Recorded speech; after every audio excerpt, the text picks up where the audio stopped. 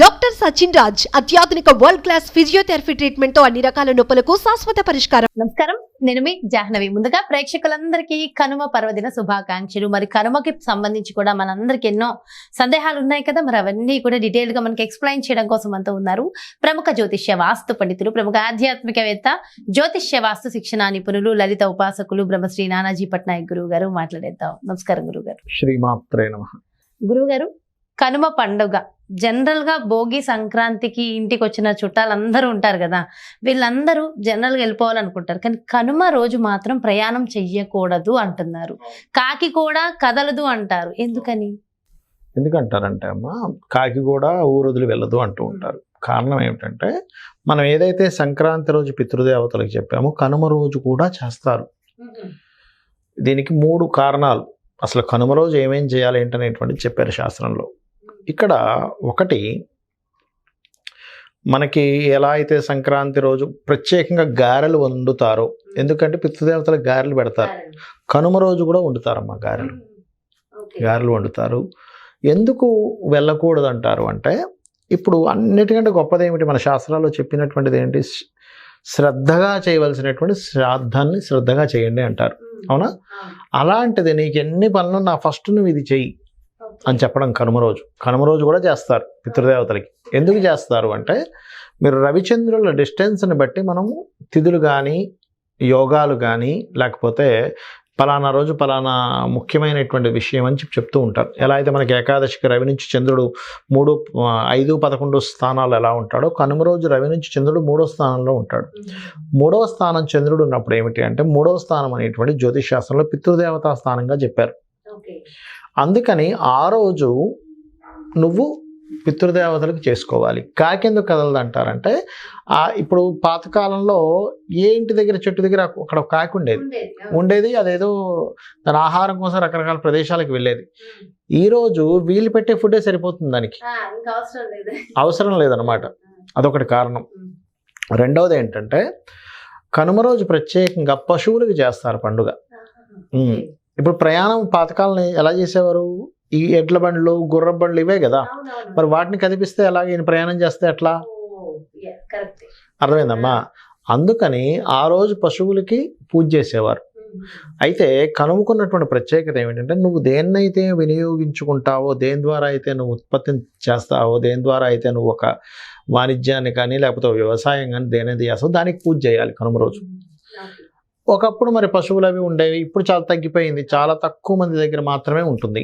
మరి మిగతా వాళ్ళందరూ ఏం చేయాలి అంటే, మీ కిందన పనిచేసే వాళ్ళకి అప్పట్లో ఏం చేసేవారంటే, వాళ్ళ కింద వర్క్ చేసే వాళ్ళని పిలిపించి వాళ్ళకి బట్టలు ఇవ్వడం, వాళ్ళని స్నానం చేయమని చెప్పడం, గోరువెచ్చని నీళ్ళతో వాళ్ళకి బట్టలు ఇవ్వడం అవన్నీ చేసేవారు, బియ్యం అవన్నీ ఇచ్చేవారు.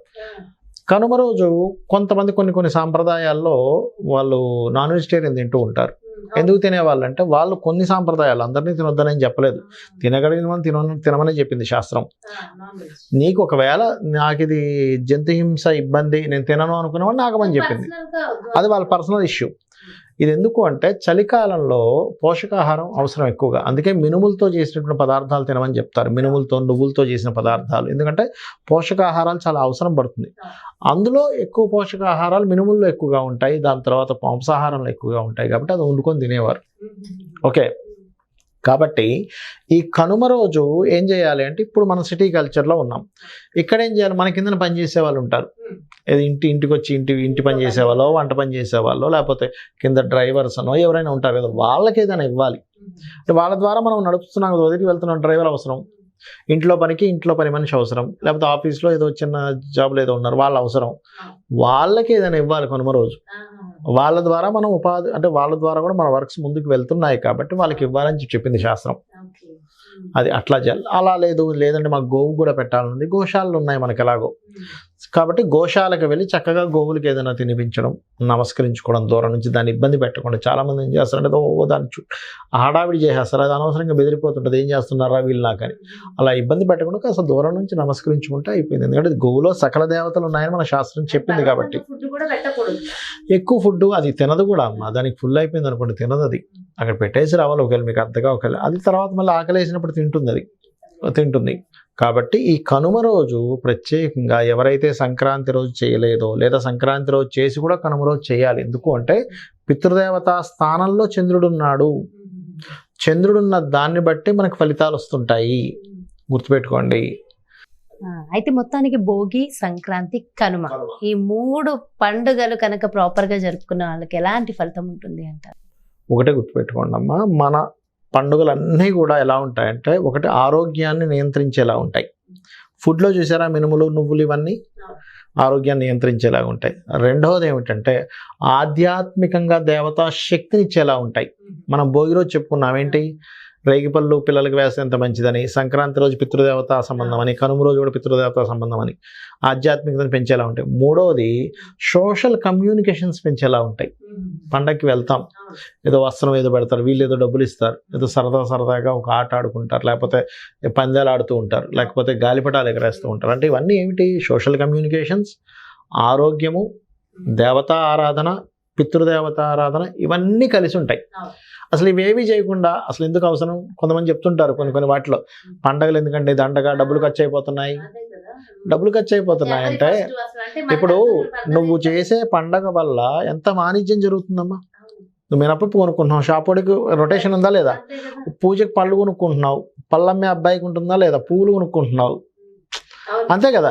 ఏదేం వద్దు, ఇవన్నీ డబ్బులు వేస్ట్ అనుకునే వాళ్ళు చాలా మంది ఉన్నారు. కానీ దీని వెనకాతల మనం ఎంత లాభాన్ని పొందుతున్నాము. మీరు ఏదో పూజ చేసుకోవడం వల్ల పితృదేవతలకి దేవతలకే కాకుండా, ఆరోగ్యంగా సోషల్ పరంగా కాకుండా బయట వాణిజ్యం నడుస్తుంది నీ వల్ల. ఊరికే ఏదో 3 పూట్లు తిని పడుకుంటే పండుగల వెనకాల వాతావరణంలో మార్పులను బట్టి చెప్పారు ఇవన్నీ. అదే కదా, కొన్ని బీజాక్షరాలు మనం స్మరించడం ద్వారా, చేయడం ద్వారా మనలో తెలియకుండా ఒక శక్తి వస్తుంది. 100%. దాన్ని మనం గుర్తించాలి. మనకు మహర్షులు ఆ వాతావరణాన్ని బట్టి, అప్పుడు ఉండేటువంటి కాలాన్ని బట్టి ఆ కాల తగ్గట్టుగా చెప్తారు. గురుగారు, అలాగే కనుమతో పాటు ముక్కనుమ అంటారు కదా, అసలు ఉందా అది శాస్త్రంలో? శాస్త్రంలో ముక్కనుమ అనేటువంటిది లేదమ్మా. వీళ్ళు ముక్కల పండగ అన్నట్టుగా వాళ్ళు ఏం చేస్తారంటే, నాన్ వెజిటేరియన్ తినే వాళ్ళు ప్రత్యేకంగా ముక్కనుమ రోజు తినాలి, నెక్స్ట్ డే చేస్తుంటారు. కానీ ముక్కనుమ శాస్త్రబద్ధం కాదు. చేసుకుని ఉండదు సరదాగా. ఇప్పుడు నలుగురు కలిశారు, చక్కగా వండుకున్నారు, తిన్నారు, మంచి చెడ్డ చెప్పుకున్నారు, తప్పే ఉందమ్మా. ఇప్పుడు ఒకటి, నలుగురు కలిసినప్పుడు ఈర్ష్యలు ద్వేషాలకు కాకుండా, అయ్యో నాకు ఈ కష్టం ఉంది అని ఒక అబ్బాయి కలిసి చెప్పినప్పుడు వాళ్ళ అనుభవాలు చెప్పడం, అరే నీకు ఈ కష్టం ఉంది, అయితే నీ ఇలా చేసుకుని నువ్వు క్లియర్ అవుతావు. ఇప్పుడు అందరూ కలిసారు అనుకోండి అమ్మా, ఆ ఫీల్ పోతుంది. ఏది నేను సింగిల్గా ఉన్నాను, నాకెవరు లేరనేటువంటి భావన పోతుంది అందరూ కలిసినప్పుడు. అందుకే చూడండి, మీరు ఏదైనా ఫంక్షన్కి వెళ్ళినప్పుడు, ఆ వెళ్ళిన కొంచెం ఏదో ఒక ఫీల్ వస్తుంది చూసారు. ఆత్మీయుల మధ్యకి వెళ్ళినప్పుడు ఇంకా ప్రత్యేకంగా చెప్పాలంటే, మీరు చిన్నప్పుడు ఉన్న ఫ్రెండ్స్ని కలవండి, ఏదో తెలియని ఒక ఫీల్ వస్తుంది చూసారా, వస్తూ ఉంటాయి. అందుకని ఏంటంటే ముక్కనుమ రోజు అలా ఏర్పాటు చేసుకుంటారు, కానీ శాస్త్రబద్ధం కాదు అది. చాలా డీటెయిల్ ఇన్ఫర్మేషన్ ఇచ్చారు గురుగారు. Thank you so much.